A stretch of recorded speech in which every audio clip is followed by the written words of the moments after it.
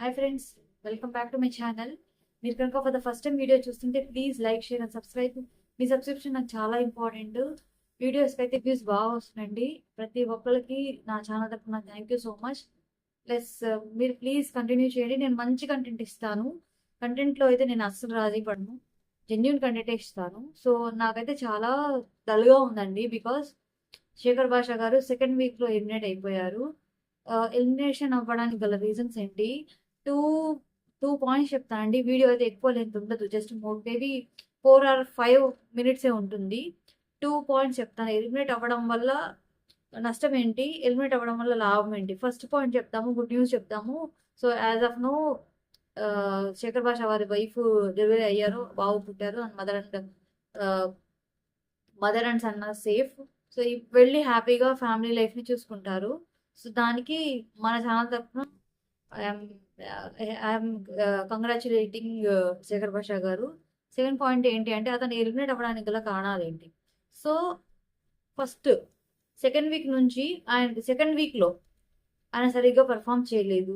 ఆయన screen space తీసుకోలేదు. ఆయన గట్టిగా మాట్లాడలేదు.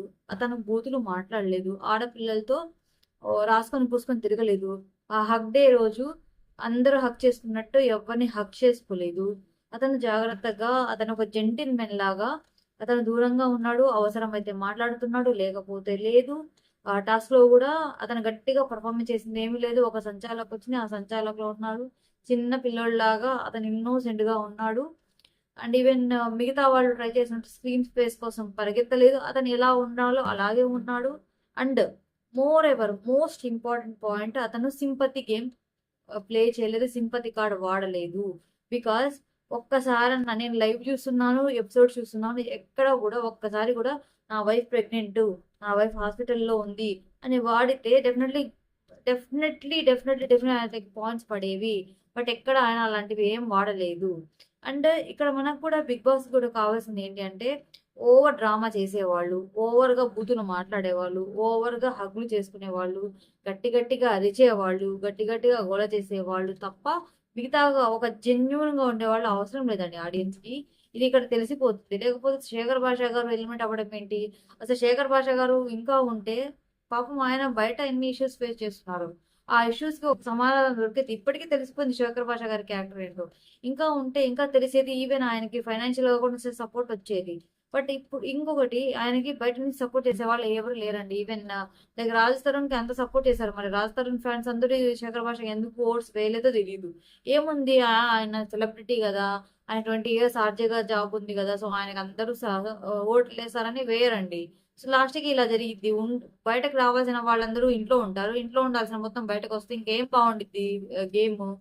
ఇంకొకటి, ఆయనకి మీరు ఇన్స్టా అకౌంట్ చూసుకుంటే ఆయనకి 66,000 ఫాలోవర్స్ ఉన్నారు. అది కూడా యాక్టివ్ గా లేరు. అండ్ ఆయన గట్టిగా పిఆర్ టీం కూడా ఏం సపోర్ట్ చేయట్లేదు. మిగతా వాళ్ళకి లైక్ కన్నడ బ్యాచ్ కి అండ్ కొంతమందికి పిఆర్ టీమ్స్ ఉన్నారు. వీళ్ళు మీరు క్లియర్ గా ఆ ట్విట్టర్ లో, ఇన్స్టాలో చూడండి. వాళ్ళ హల్చల్ ఒక రేంజ్ లో ఉంటుంది. కామెంట్స్ చూడండి. అంటే ఏంటి, ఓకే వాళ్ళు సేఫ్ గా ఉన్నారు అనేది క్లియర్ గా తెలుస్తుంది. బట్ ఇక్కడ పెయిడ్ బ్యాచ్ ఎవరు లేరు కాబట్టి ఈయన ఎలిమినేట్ అయ్యారు. నిజంగా నాకైతే చాలా బాధగా ఉందండి. ఒక జెన్యున్ కంటెస్టెంట్ అనేవాడు ఇంకా చూడంగా ఆయనే నచ్చుతారు. ఇప్పుడు ఇప్పుడు అంటే ఓకే, సెకండ్ వీక్ ఆయన కుళ్ళు జోకులు కూడా వేయలేదు. సెకండ్ వీక్ ఆయన ఏం మాట్లాడేది అనుకుందాం. వాళ్ళ వైఫ్ ని వదిలేసి వచ్చారు. 9th month లో లాస్ట్ స్టేజ్ లో, 9th month లాస్ట్ టైం లో ఉన్నప్పుడు వైఫ్ ని వదిలేసి వచ్చారు. దాకా ఎంటర్టైన్ ఇవ్వాలంటే అవ్వదు. ఒకవేళ మీరు కానీ నేను కానీ ఉంటే మనం ఇంకా ఇంతకన్నా ఇంకా డల్ గా ఉండేవాళ్ళేమో. బట్ సిచ్యువేషన్స్ అలా ఉన్నాయి. అండ్ ఈవెన్ బిగ్ బాస్ కూడా ఇది అన్ఫేర్ ఎలిమినేషన్. మేబీ నాకు తెలిసి చాలా ట్విస్ట్లు, చాలా మలుపులు ఉన్నాయి అంటున్నారు కదా. ఇప్పుడు శేఖర్ భాష గారిని ఎలిమినేట్ చేసేసి ఒక కొత్త కంటెస్టెన్సీ వైల్డ్ కార్డ్ ద్వారా తేవడానికి ఏమైనా ప్లానింగ్ చేస్తున్నారేమో. Okay, that is well and good. But Shekhar భాష లాంటి మంచి వ్యక్తిని ఇలా చేయడం ఇదైతే కరెక్ట్ కాదు. మేబీ ఆ హౌస్ కి శేఖర్ భాష కరెక్ట్ కాదేమో. But I don't think so he's not fit for that. Fit అనే కదా తీసుకుంది. ఇంకొంచెం అవకాశం ఇస్తే బాగుండేది. మేబీ నాకు ఇది రాంగ్, నా అనాలిసిస్ రాంగ్, లేకపోతే నాకు చెప్పిన వాళ్ళు రాంగ్ అని వస్తే చాలా బాగుండేది. ఫర్ ద ఫస్ట్ టైం నేను అనుకుంటున్నాను ఇది ఇలా అవ్వాలి అని. అరేస్ ఇంకోటి కూడా జరగచ్చు.